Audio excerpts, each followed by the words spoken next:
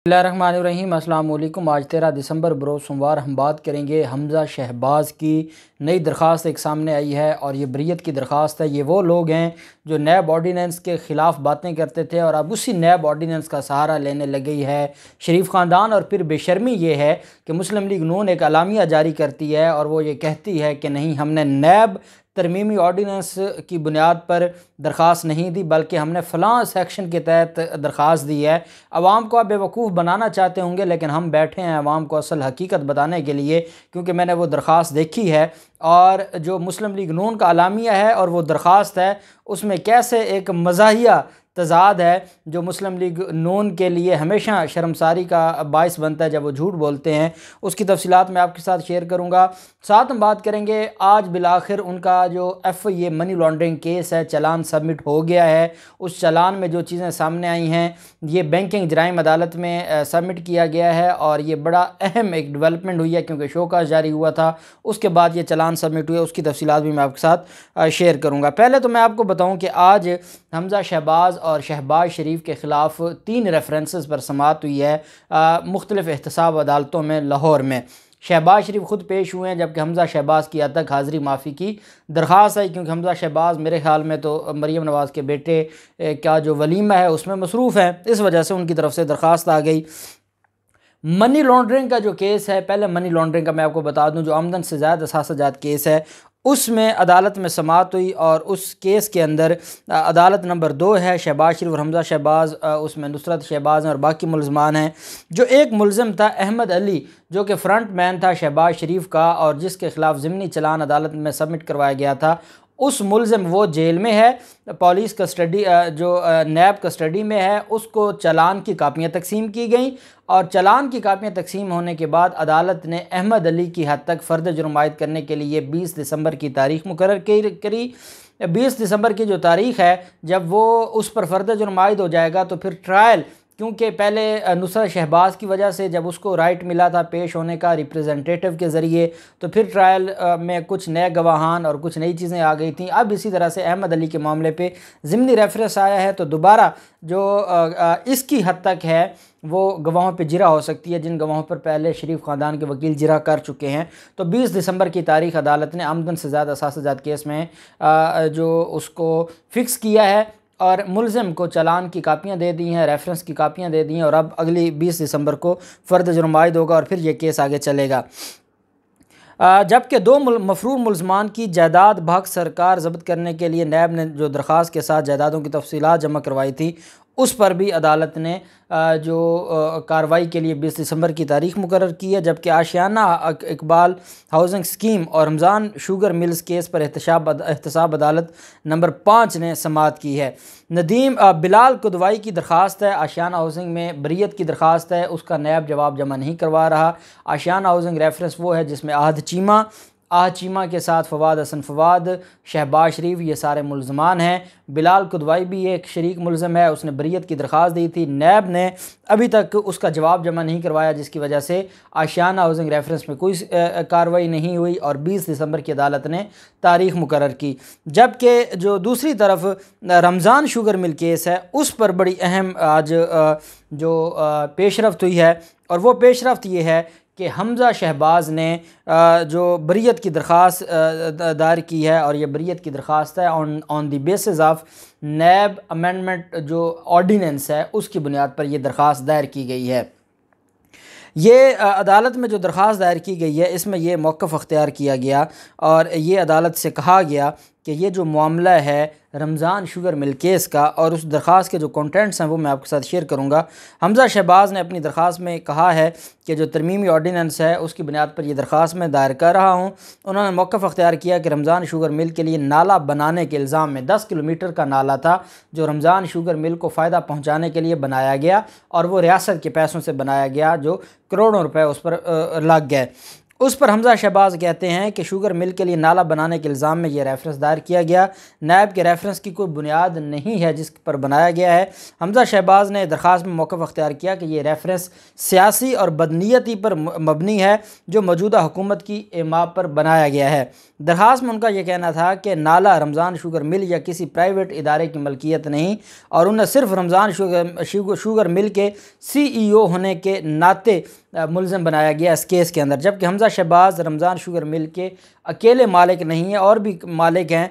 ये केस सियासी बुनियादों पर बनाया गया है। दरख्वास्त में हमजा शहबाज ने अदालत से इस्तदा की कि जुर्म साबित होने का कोई इम्कान नहीं, लिहाजा अदालत रेफरेंस से बरी करने का हुक्म दे। जज साजिद अवान साहब में एहतसाब अदालत नंबर 5 के जज हैं। वो नसीम विरक साहब में एहतसाब अदालत नंबर 2 के जज, जिनके पास इनका आमदन से ज़ायद और मनी लॉन्ड्रिंग का रेफरेंस चल रहा है, जिसमें जो एक मुलज़म की हद तक फ़र्द जुर्म होगी और 2 मफरूर मुलज़मान की जो जायदादों की नीलामी का मामला है वो होगा। 20 दिसंबर की तारीख मुकर्रर की है। वो इनके ख़िलाफ़ मेगा जो करप्शन केस है। आशियाना हाउसिंग रेफरेंस जो शहबाज शरीफ और बाकी मुलज़मान के ख़िलाफ़ है वो भी इसी साजिद अवान साहब के पास है, जो जज एहतसाब अदालत के जज नंबर 5 है, अदालत नंबर 5 के जज हैं। और जो रमज़ान शुगर मिल केस है ये भी उन्हीं के पास है।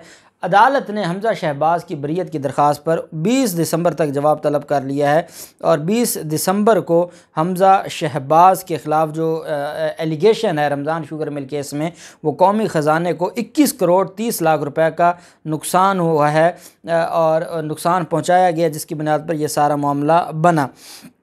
दूसरी तरफ जो मामला है और ये बड़ा दिलचस्प मामला है वो मुस्लिम लीग नून का है। मुस्लिम लीग नून ने हमजा शहबाज की बरीयत की दरख्वास्त जब दायर हुई तो उसके ऊपर फिर लोगों ने सोशल मीडिया पर बातें होना शुरू हो गई कि ये नैब तरमीमी आर्डीनेंस जिसके बारे में ये कहते थे कि इमरान खान ने अपने लोगों को NRO देने के लिए ये ऑर्डीनेंस लेकर आए हैं, अब उसी की बुनियाद पर ख़ुद ये रिलीफ लेने पहुँच गए हैं सुप्रीम कोर्ट में, नैब अदालत में। पहले आसिफ जरदारी भी दायर कर चुके हैं, पहले बाकी मुलज़मान भी दायर कर चुके हैं, अब एक रह गया था हमजा शहबाज, उसने भी कहा कि बहती गंगा से मैं हाथ धो लूँ। ये जो नैब तरमीमी ऑर्डिनेंस है ये इन केसेस पर अप्लीकेबल होता है। जो तीसरी अमेंडमेंट आई थी उसमें जो लैक्यूना था जो दूसरी तरमीमी ऑर्डिनेंस में था वो पूरा कर दिया गया।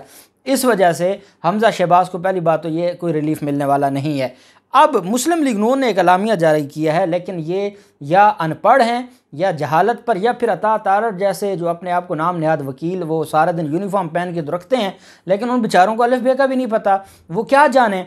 अब अलामिया ये जारी किया है कि हमने बरीयत की जो दरख्वास्त दी है वो हमने नैब ऑर्डिनेंस की नहीं दी, वो बल्कि हमने ज़ाब्ता फ़ौजदारी के सेक्शन 265K की दी है। अब कोई इनसे पूछे, अक्ल के अंधो, अवाम को बेवकूफ़ बनाना चाहते हो आप लोग और आप शरीफ ख़ानदान की ग़ुलामी करते हैं। मैं अब आपको बताऊं कि नैब ऑर्डिनेंस में कहीं बरीयत का जिक्र नहीं है। जब भी नैब के केस में बरीयत की दरख्वास्त दी जाती है बिफ़ोर कंक्लूजन ऑफ ट्रायल या ट्रायल के कंप्लीट होने से पहले, तो उसके लिए 265K CRPC के तहत दरख्वास्त दी जाती है। ये ज़ाब्ता फ़ौजदारी का सेक्शन है और इसके तहत दरख्वास्त दी जाती है। उसमें ग्राउंड क्या ली गई है उस दरख्वास्त में, हमेशा बरीयत की दरख्वास्त डिस्ट्रिक्ट सेशन अदालत में या जो सेशन लेवल की अदालतें जैसे एहतसाब अदालतें हैं वहाँ हमेशा 265K की दरख्वास्त दी जाती है। अब आगे आ जाती ग्राउंड के किस ग्राउंड पर किस बुनियाद पर यह दरख्वास्त दी गई है, वो उस दरख्वास्त के अंदर लिखा जाता है कि जनाब हम बरीयत की दरख्वास्त दे रहे हैं, इस सेक्शन के तहत हम बरीयत की दरख्वास्त ट्रायल कंप्लीट होने से पहले दे सकते हैं। हमारी ग्राउंड ये है कि नया तरमीमी ऑर्डिनेंस आ गया है और इस वजह से ये जो केस है ये नैब के पास नहीं चल सकता या नैब की जो जुरिस्डिक्शन है उसमें नहीं आता, और मैंने नाला नहीं बनाया, मैं CEO था, फलां फलां फलां, वो बाकी जो रेलिवेंट चीज़ें हैं। मुस्लिम लीग नून ये कहती है कि नहीं, ये दरख्वास्त हमने नैब ऑर्डिनेंस के तहत नहीं दी, ये दरख्वास्त हमने 265K के तहत दी है। पूरे नैब ऑर्डिनेंस में बरीयत का सेक्शन ही कोई नहीं। जब भी बरीयत की दरख्वास्त मजिस्ट्रेट के पास देंगे 249A की दरख्वास्त होगी CRPC के तहत। सेशन अदालत में या एहतसाब अदालत में जो डिस्ट्रिक्ट जज के लेवल की अदालत होगी उसमें देंगे तो वो 265K की दरख्वास्त होगी। आगे ग्राउंड होगी मुख्तलिफ, जो इसमें इन्होंने नैब की तरमीमी ऑर्डीनेंस की ग्राउंड बनाई है।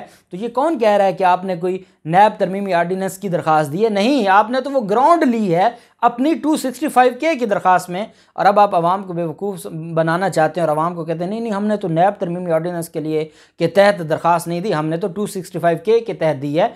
265K के तहत दरख्वास्त देने के लिए आपको कोई रीज़न चाहिए होती है, कोई ग्राउंड चाहिए होती है। यही ग्राउंड आपने बनाई है कि क्योंकि अब तरमीमी ऑर्डीनेंस आ गया, इस वजह से ये केस हमारा जो है वो न चलाया जाए यहाँ पर, और ये केस नैब की जुरिस्डिक्शन में नहीं आता। ये इनकी जहालत है, कौम को बेवकूफ़ बनाने की कोशिश की है, जिसको हमने जो इनका जो असल चेहरा है वो कौम को दिखा दिया है। मनी लॉन्ड्रिंग केस में जो FIA का केस है उसमें शहबाज शरीफ और हमजा शहबाज के ख़िलाफ़ जो केस था उसमें बड़ी दिलचस्प सूरत हाल तब हुई थी जब जो ऑनरेबल एक जज साहब लेना चाहते थे उनको FIA चलान नहीं जमा करवाना चाहती थी, दूसरे जज साहब को FIA चलान सबमिट करवाना चाहती थी, वो जज साहब नहीं लेना चाहते थे। बड़ा एक दिलचस्प मामला हो गया था। आज 13 दिसंबर के लिए डायरेक्टर पंजाब FIA के मोहम्मद रिजवान को तलब किया गया था। आज उन्होंने पेश होकर उसी असलम गोंदल साहब की अदालत में अपना रेफरेंस जमा करवा दिया और कहा कि जनाब ये हम जो चलान है वो हम सबमिट करवा रहे हैं, आगे जनाब ने देखना है कि जो हमने जुरिस्डिक्शन को चैलेंज किया उसको पहले डिसाइड करना है, नहीं तो इनकी अबूरी ज़मानतें खारिज करने, जुरिस्डिक्शन का सवाल बाद में देख लीजिएगा। 16.3 अरब रुपए का ये मनी लॉन्ड्रिंग का चलान है जो बैंकिंग जराइम कोर्ट में जमा करवाया गया है। FIA की जानिब से जमा कराया गया है। चलान के 7 वॉल्यूम्स हैं, 4000 से ज़्यादा सफ़ात पर मुश्तमिल है, जिसमें 100 गवाहान की लिस्ट भी जमा करवाई गई है। FIA ने चलान में कहा है कि शहबाज शरीफ और हमजा शहबाज के खिलाफ 100 गवाहान अदालत में गवाही देंगे। पेश करदा चलान में कहा गया है कि तहकीकाती टीम ने 28 बेनामी बैंक अकाउंट्स का सुराग लगाया जो 2008 से 2018 तक शहबाज शरीफ फैमिली के चपरासियों क्लर्कों के नामों पर लाहौर और चिन्योट के मुख्तलिफ बैंकों में चलाए गए। FIA के मुताबिक 28 बेनामी अकाउंट्स में 16 अरब रुपये 17,000 से ज़्यादा क्रेडिट ट्रांजैक्शंस की मनी ट्रेल का तज्जिया किया और इन अकाउंट्स में भारी रकम छुपाई गई जो शुगर के कारोबार से मुकम्मल तौर पर गैर मुतल्लिक हैं, और इसमें वो रकम शामिल है जो ज़ाती हैसियत में शहबाज शरीफ को नजराने के तौर पर दी गई। चलान के मुताबिक इससे कबल शहबाज शरीफ वज़ीर आला पंजाब 1998 50 लाख अमरीकी डॉलर से ज़ायद की मनी लॉन्ड्रिंग में बरह रास्त मुलव्वस थे। उन्होंने बैरून मुल्क तरसीलात का इंतज़ाम बहरीन की एक खातून सादका सैयद के नाम से उस वक्त के वफाकी वज़ीर इसहाक डार की मदद से किया था। FIA के मुताबिक ये चलान शहबाज शरीफ और हमजा शहबाज दोनों जो कि ज़मानत कबल अज़ गिरफ्तारी पर हैं और सलमान शहबाज इश्तिहारी है को मरकज़ी मुलज़म ठहराता है, जबकि 16 बेनामी खातेदार और 6 सहूलतकारों को मुआवनत जुर्म की बुनियाद पर शरीक मुलज़म ठहराया जाता है। इसमें कहा गया कि दोनों मुलज़मान 8 से 2018 के अवामी ओहदों पर बराजमान थे और उस वक्त उन्होंने ये सारा कुछ किया। और इसमें उन्होंने कहा है कि जो मुलज़मान की दरख्वास्त है उनको ज़मानत की दरख्वास्त उसको खारिज किया जाए। ये चलान है, इसमें जो 50 लाख डॉलर का जो बहरीन के ज़रिए सादका सैयद नामी खातून के ज़रिए मनी लॉन्ड्रिंग 1998 में करता रहा शहबाज शरीफ, उसका भी कट्टा छटा खोल दिया है।